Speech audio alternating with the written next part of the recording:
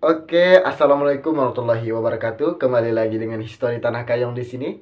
Saya Aris Opariansah sebagai pencerita pada hari ini. Jadi hari ini akan saya ceritakan tentang sejarah singkat Kerajaan Tanjung Pura. Yaitu saya ada bukunya. Buku ini ditulis oleh Bapak Ibrahim Badjuri. Jadi ini Bapak Ibrahim Badjuri. Jadi di sini saya akan menceritakan sedikit singkat cerita tentang Kerajaan Matan Tanjung Pura.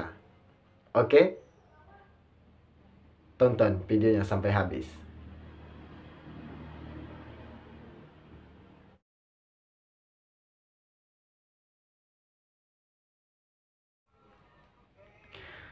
Cerita Kerajaan Tanjung Pura. Wafatnya Raja Bapurung, putra mahkota Karangtunjung, naik tahta pada tahun 1431. Putra ini senang sekali tidur-tiduran ke atas daun bunga tunjung atau bunga tanjung, sesuai dengan cerita rakyat bahwa Karangtunjung adalah seorang yang sakti, sehingga daun kembang tunjung yang sangat kecil ini mampu menampungnya karena perlakuan yang sangat mengagumkan rakyat. Timbullah julukan orang Raja Karangtunjung.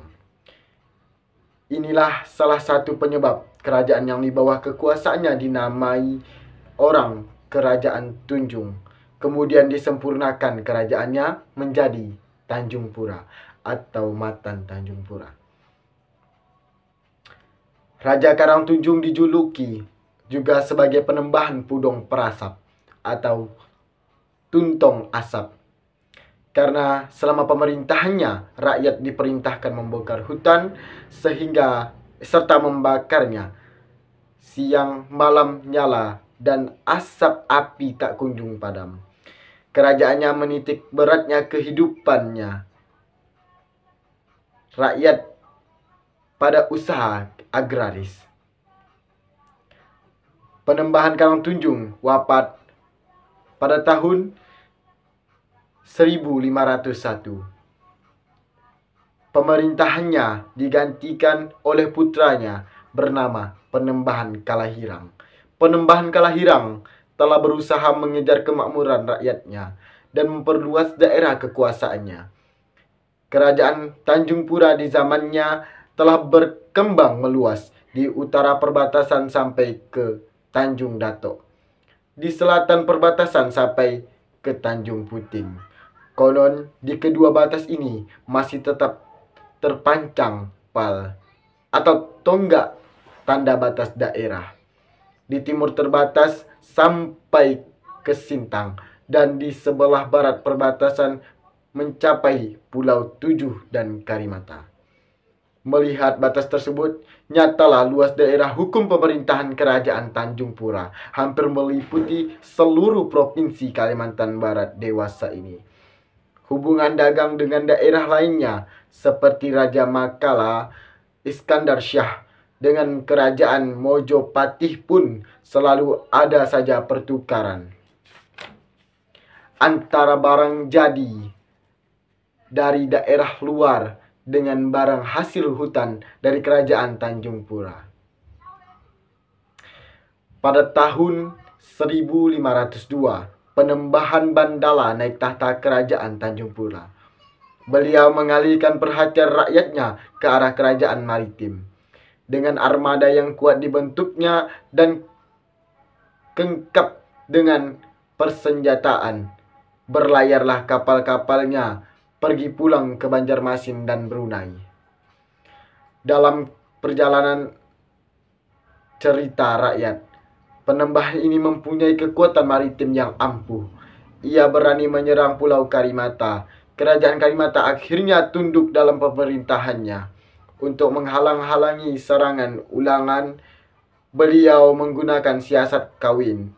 Penembahan Bandala telah kawin dengan putri Raja Sambar dari Kerajaan Karimata.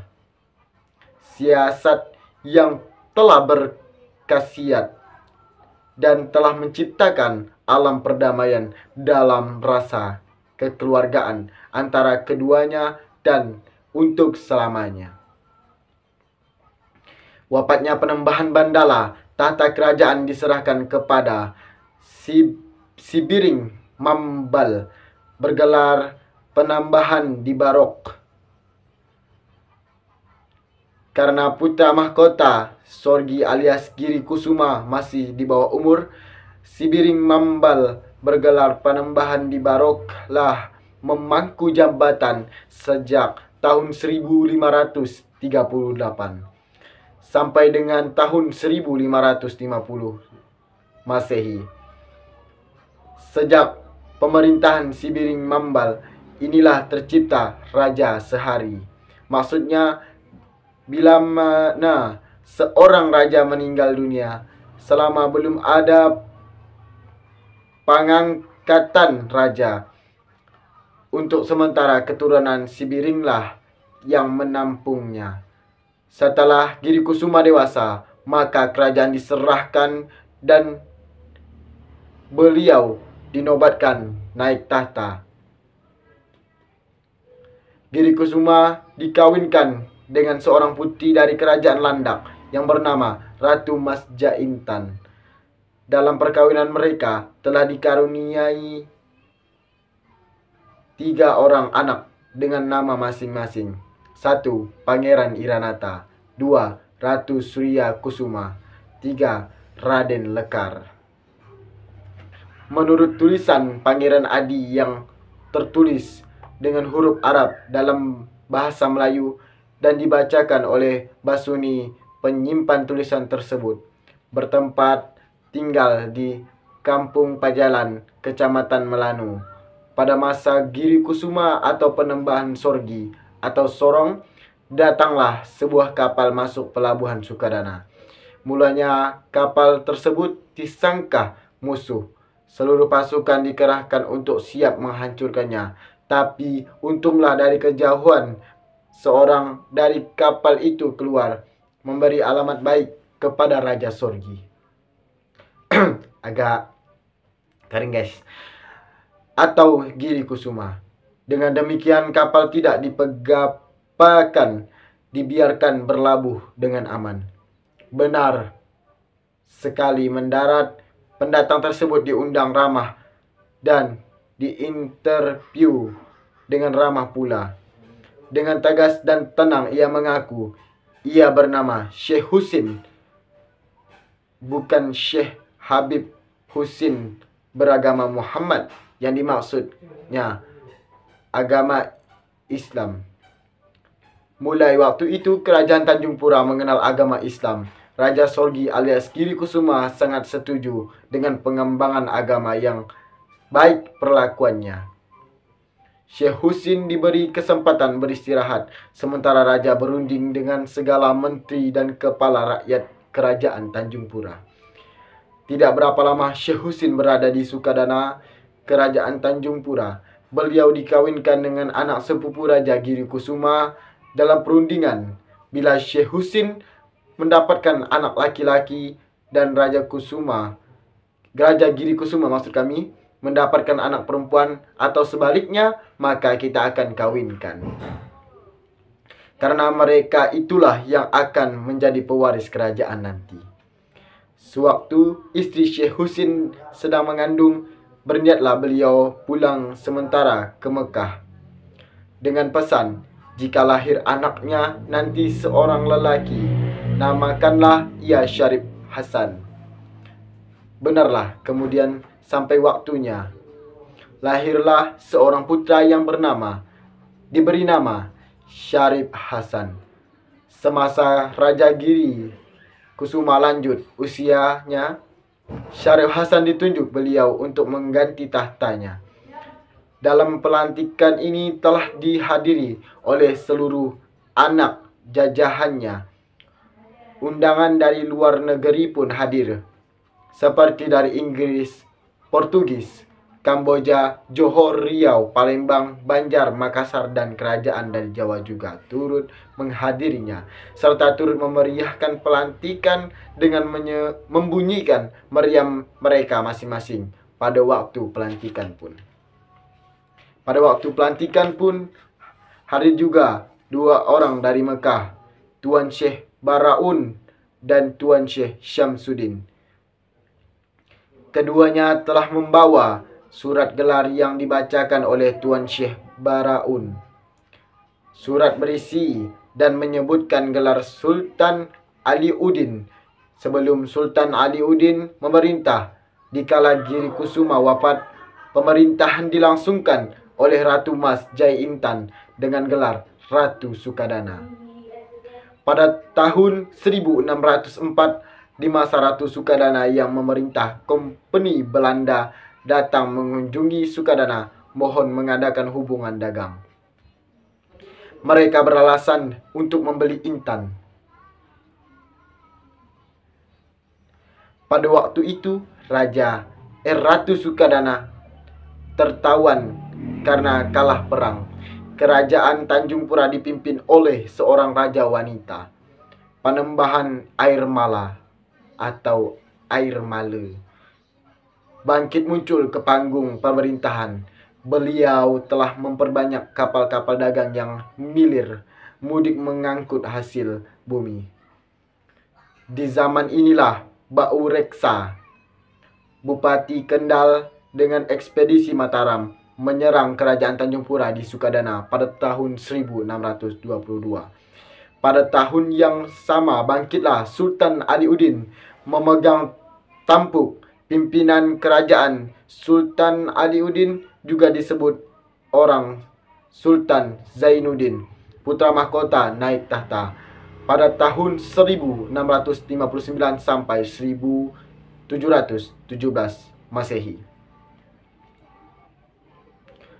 Ratu Sultan Indrawati, putri Panembahan Sanggauk dari Kerajaan Mempawah. 2. Utin Kerupas. 3. Utin Krupis. 4.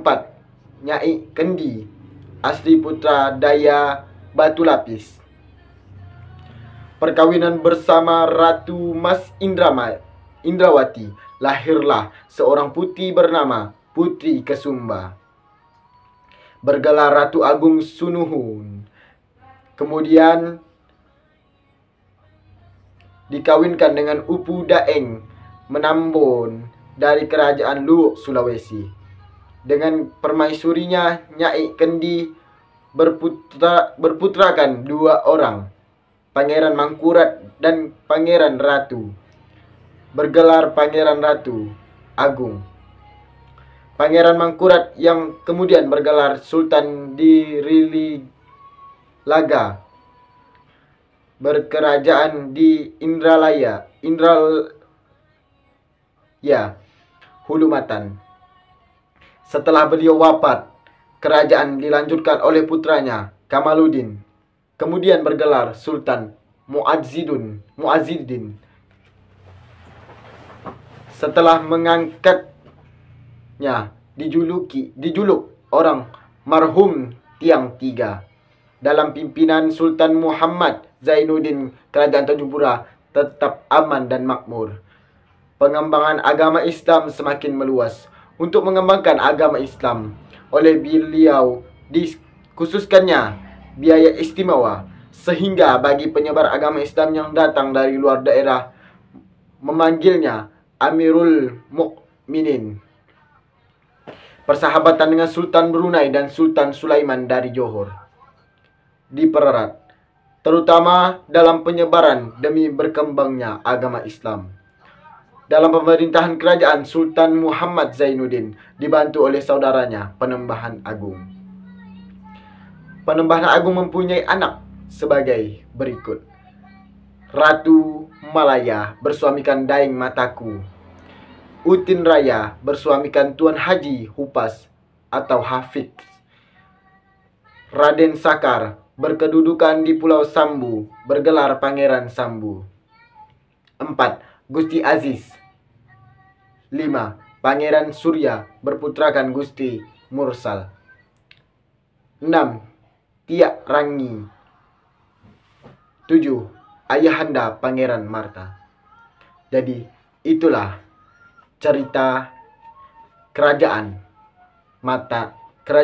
Tanjung Pura sebelum menjadi Matan Tanjung Pura. Inilah kisah Tanjung Pura yang diceritakan atau yang saya dapat dari buku ini.